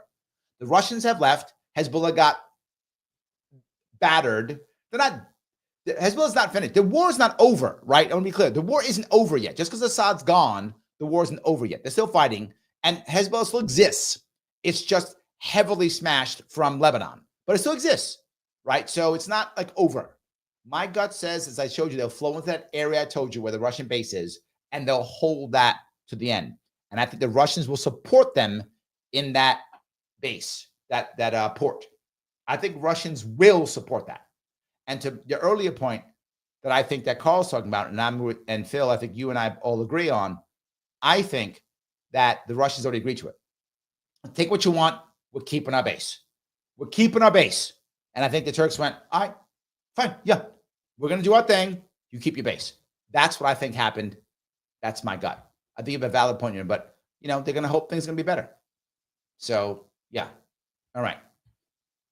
What was that? Roy says, imagine the hate pool that is UPenn. This guy went to undergrad and grad there a few years ago. Yet nobody there said that he might be the guy. Identity politics defines crime by victim, not the perpetrator. This is what we talked about before, Roy. Same thing. Same thing. Rich guy is big. This guy is small. Big guy is wrong. Little guy is right. Does not matter what else is happening. Done and done. You're right. Yet again, this pops up. This keeps popping up. It doesn't matter who did what to whom. History doesn't matter. Big guy is wrong. Little guy is right. period. 100%. Yes. Joel says, yes, GoFundMe is likely to not award donations, so people should use Give, Send, Go. I agree. Yes. Doesn't GoFundMe have a policy of not allowing people to fundraise for criminal suspects? I don't know, but I get that probably, which is terrible and unconstitutional and wrong. I mean, they can, but it's terrible, right? So that kind of discrimination is okay? That's okay? Why? Yes. 100%. Yes. It's terrible. Gray says, too many people sadly sympathize with the shooter. You're right, Larry. Find one person whose kid was in eye coverage. Yes. Yes. Yeah. Cheyenne says, I doubt people will nullify murder charges. If this was several years back, Cheyenne, I would say you're right. I disagree now. Did you see how many people, when they were terrible towards the guy who was killed, that just doubled and tripled down, right? How dare you? He has children. There are popular YouTubers who said, F his family. I'm not making that up. That happened. That's what he said. F his family. Man, okay, I get you mad at him. His family too. Yes. Yes. They didn't care. Double down, triple down. I don't know. I'm not with you, Mr. John. I think there are people who would happily go there and not care and be like, yes, 100%. But then they would. So 100%. Dave says, LA Times, GoFundMe for Luigi's legal defense emerged with the police ID him as suspect. There we go. Yes, already. I hope he can be comfortable. Cheyenne, they're saying, I hope he can be comfortable. I think you're wrong on this, Cheyenne. I think you are. I think you're wrong on this one. I think people would absolutely do it. I think they would. Yes. Alexa says, was Leighton coming in? Did you mention how they're making sure everyone knows he was an RFK and Joe Rogan follower? Well, because that's the reason why I did it, of course. That's the reason. Because Joe Rogan told him to, I guess. I'm kidding. YouTube, don't cancel me. I'm teasing. Joking. Did not say that. Joking only. Alexa, you're going to get me canceled. I'm blaming you, Alexa. You can get me canceled. But yes, no, I'm just kidding. Just teasing. Yes. So Phil says, Kurd cities need a new kind of castle. How?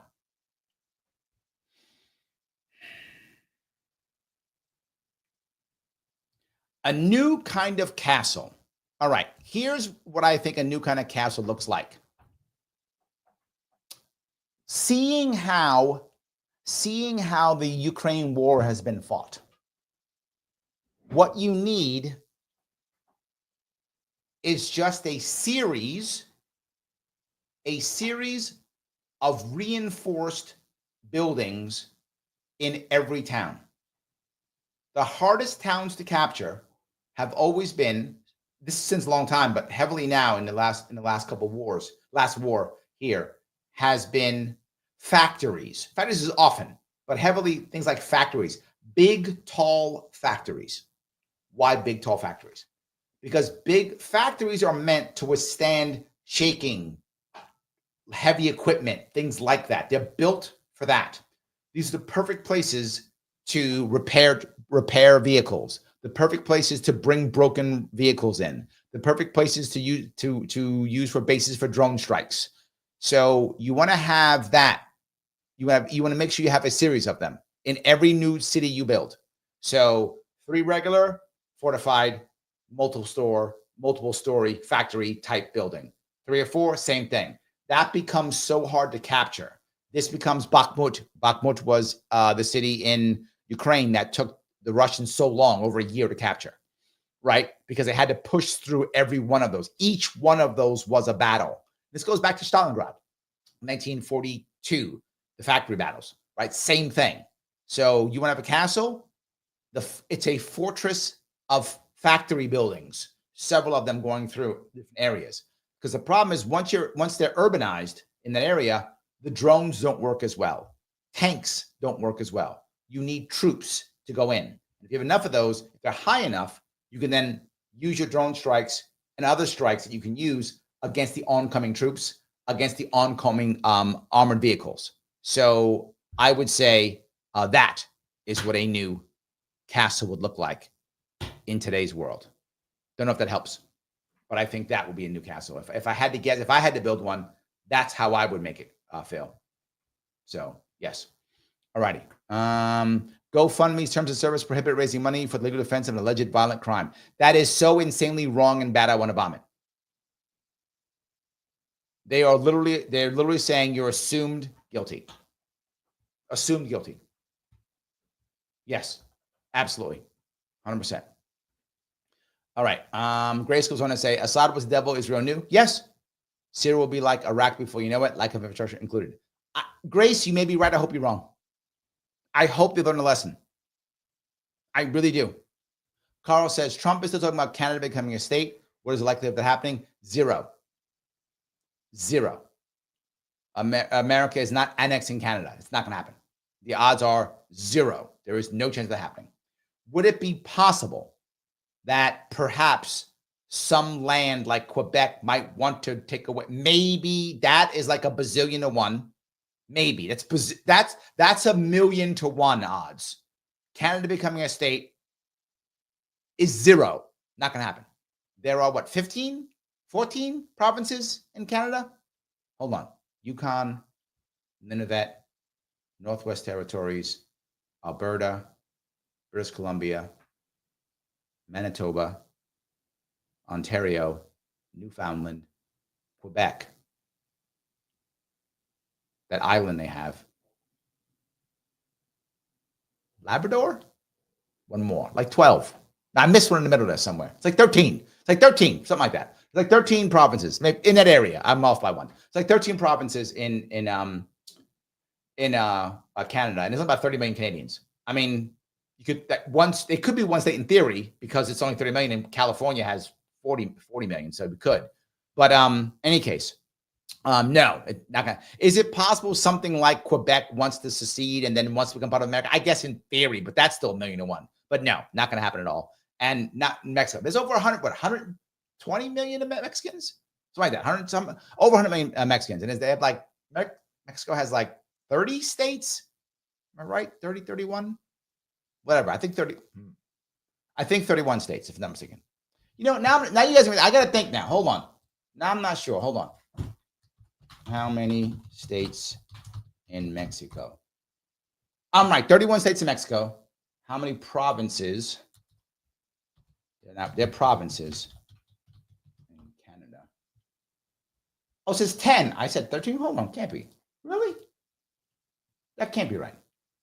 Alberta, British Columbia, Manitoba, Newfoundland, Labrador, was the islands I was talking about. Nova Scotia, Ontario, Prince Edward Island, Quebec, Saskatchewan. No, that's not true. Oh, because they're called territories. I'm sorry. It's okay. Yukon, Northwest Territories, and Nunavut, those are considered territories and not provinces. So I counted those as provinces, so I was still correct. I said 13. It's 13 if you include territories. So I get points for Mexico and I get points for Canada. See? 13 Canada, 31 Mexico. I get points for both. So yeah, we're not going to. What's the population of Mexico? I said 120 million? I think it's about 120 million. Population of Mexico. 128 million. See that? You guys can't mess with me. Come on now. You don't know my stuff. I like looting, I like everything. Anyway, so yes, I hope you guys enjoyed my way of knowing stuff that no one should even care about. P says, thank you for the $5. I appreciate it. On United Healthcare, are the people so separated from reality? They don't know what they're doing, including the CEO. To be forward, I want to be very clear on this. I am not saying anyone deserved any violence. I want to say it again. I am not saying that at all. Not what I'm saying. All I'm saying is that CEO knew exactly what his company was doing. He was part of it. He knew exactly what his company was doing. That's all I'm saying. He knew exactly what it is. That's all. Okay, that's it. All right.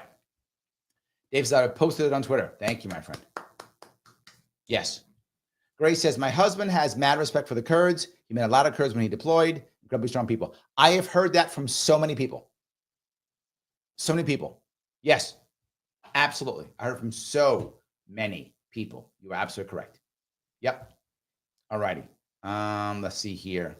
Andrew says we had 1812 to 1816 to miss it. Oh, yes, to get Canada. Accurate statement, Andrew. We do. There was a chance, but now that chance is now gone. That chance is now gone. Yeah, now gone. And why would you do it? Right? Imagine if you were to say, all right, I'm going to go down a crazy world. The Canadian government falls and they want to become American. I don't know why they would, but whatever. I'm really pulling this out of my derriere here, but whatever. They want to become Americans or whatever. Are we going to make all their things like the top territories become one state and then the rest all become states? So we get like 11 new states or whatever we do. So now we have 11 new states. Okay. Are those states going to become Democrat or Republican states? Remember, 2 senators from each now. Some party getting more senators than the other. That's a fight. This is back to slave states versus non-slave states in the 1800s. How you gonna do that, right? So yeah, it's crazy, but no, yes, but no. So anyway, all righty. Joel says Canada's full of far leftists, which means you're going to have more Democrats than Republicans then. But is Canada really full of leftists? Not by province, right? It's very similar. Canada's similar in that regard to America. Manitoba, Alberta, they're going to be righties. These are like cowboys. These guys are like North Dakota. Like they're like from North Dakota, right? It's you gain like 3 North Dakotas. I'm not even joking with that. You get like 4 North Dakotas. That's not going to be left. Those guys are going to be right leaning. So yeah, I think you'll be both. Thomas says it's pronounced Tartus. Oh, thank you. I did not know how it was pronounced. Tartus. There we go. That's how you pronounce that port. Tartus. There we go. Perfect. All right. Let's see if I can go down here. There's so many guys. I appreciate these. So yes. All right. Gene says all freedoms are given up in small increments. That's how I think. Thank you, Gene. That is how I think they work the new Syria. It's not we walk in and trash the joint. Nope. I think it's walk in and they just chill. And then a little bit. And then a little bit. And a little bit. I think that's what it is. Kim says, don't mess with the Turks. They can be wicked. Well, they also have a large army. AC says the Turks are the world's 4th. Is that right? The world's 4th largest thing. Is that true? Wow. I didn't expect that much. I knew they were serious. Wow. They have a martial tradition. They do. The tradition is martial. So yes, 100%. Dave says Trump supporters want Zelensky rotting in the Siberian prison. Yes, but this is going to be how he gets his own win. I don't see him going away. Yes. Right? I don't see him going away. John says, those are my thoughts exactly. I don't feel crazy or alone. Want to watch a show. And the people in the chat sound more reasonable to me than what I say on YouTube at any given day. John, that is so good. Thank you for saying that. I feel the same way. Right? Because even when we disagree with reason behind it. You guys don't just go, Larry, you're stupid. I mean, some of you do. But most of you don't do that. Most of you go, Larry, you're wrong. Here's why. Larry, I think this. Larry, I think that. And I tell you what I think. Yes, we go back and forth all the time.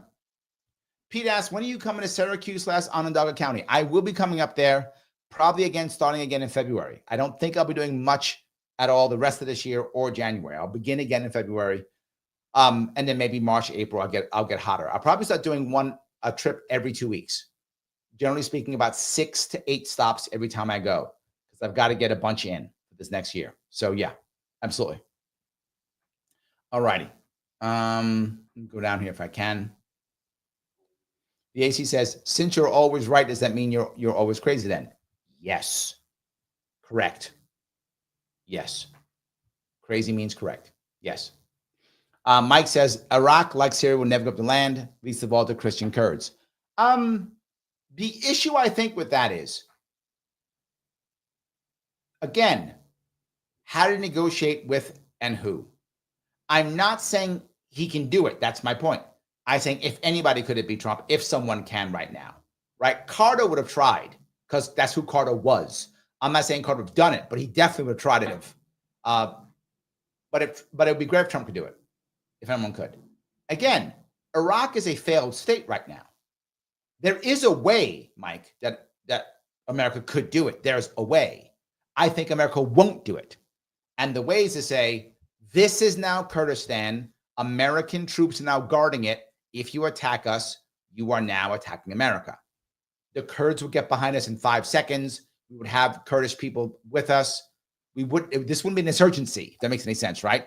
You would have people who wanted it. It would not be an insurgency. It could be done, but it's not going to be done for many reasons. One of them is we worship these stupid lines we drew 100 years ago. We worship them. That's number one. Number two, we're begging the Turks to be fighting us. And now we're opening up the door. We're on the border now of Iran. They can do everything they can to destabilize. So it's not going to happen. But could it happen? Yes. You're right. They're not going to give up the land. We'd have to just say it's ours now. I'm not saying we should. That's not true. I am saying we should, in theory, right? If you care, but I don't want America involved. So walk away. That's my answer. Walk away. So yes. AC says Carter could have tried, but Reagan would have just sent Dulles to undermine. Valid point. You're right, AC. Valid point. Yes. So yeah. Mike goes on, Turks are more likely to be involved in Azerbaijan, not Georgia. Yeah, I'm with you on that one, right? And that's why I think literally he walked away. I think the Turks went, yeah, you take Georgia, we'll look away, but we're going to go to Syria. Can you please look away? I think that's what happened, Mike. I'm with you on that. I think you're right. Yes. Roy says, Gaza solution is simple. Surrender and free the hostages, war ends, but hard because the Muslims stay in power like Syrian rebels, but they have been fast leadership like Assad, subjecting their own people to senseless war. What I would say is maybe simple, but your point, not easy, right? Particularly with what's happened now. That's the other issue. Yes. Mike says Trump was upset leaving Bagram intact with firearms and ammo. Yeah, I'm with you. I don't think he wanted to. I think Trump was fine with getting rid of Bagram, right? But if I remember what his plan was, and maybe I'm wrong here, but the plan I remember was he just wanted it to be the last thing you leave, right? You get rid of everything else. Bagram is the last place you leave, and you take everything out. He didn't mind leaving Bagram intact because it can be used as an airport. It can be used as a facility. He didn't mind them having the facility. That he was okay with. He wasn't happy with the firearms and the ammo and the weapons. That was Trump's problem. He didn't want that to be there. But he was okay giving them the facility. If I remember, I think that was the plan. If I remember it right, that was the plan. Take the facility. We're fine with that.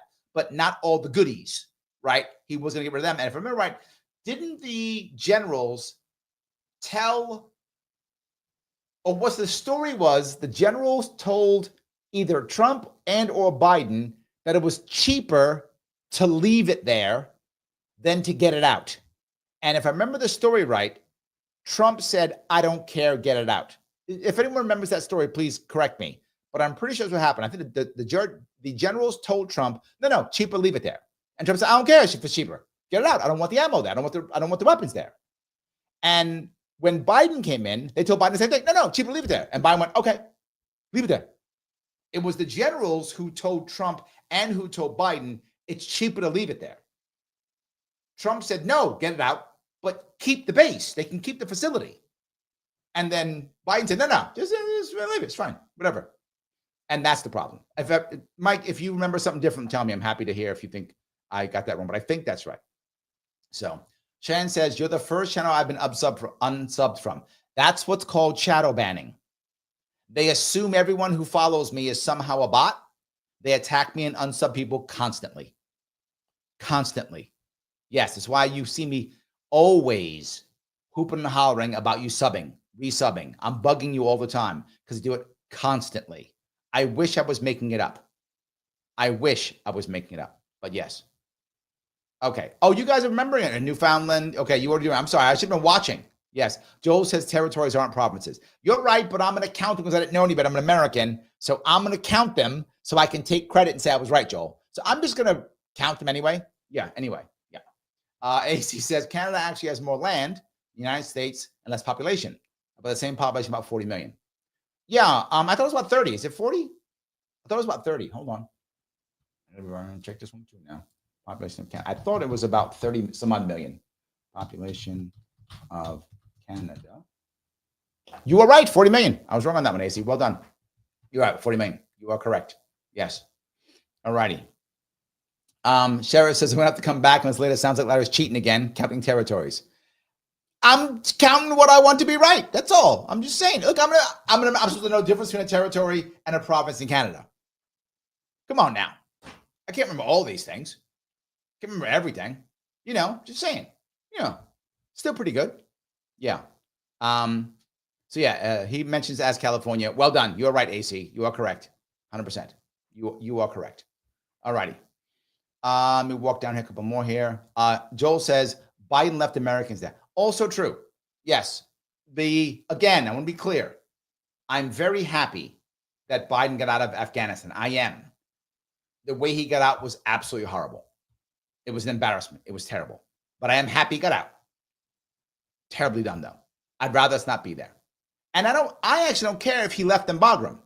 I think it's great. Leave them the facility. I don't mind. They'll use it as an airport, or maybe they'll use it as a mall, or they'll use it as whatever, their own military base for whatever. It's fine. Let them use it if they want to. I don't mind at all. But we shouldn't have given them all our weapons and our ammo. That was insane. Give them the base, though. Whatever. It's fine. We built it. They can have it. What are you going to do? Maybe they have a better airport in Afghanistan or something that help them do something. Oh, it's fine. Whatever. So, all righty. The AC says, and even though I have always notified, click on every time I come and see that you're coming on, I have to click. Yes, I want to be notified. Check my head, although you do show up on my subscription. So there's that. There we go. I like something. I do like that. We have something. I think that's awesome. There we go. All good. So Kim says, a little bit at a time is what they've been doing to us for decades. Yes. That's the way they do it, Kim. Slowly but surely, and always because of fear. The worst thing ever is afraid Americans. That is the worst thing ever. Afraid Americans make everything bad. So let me, if I could, ask you one more time. If you haven't liked this show, please like it. If you like it, you're watching and it matters to you, click that button. Every little bit counts. Share it whenever you can. And after the show is over, please make sure that you leave a comment afterwards. After it's done. You know who loves that? You know who does love that?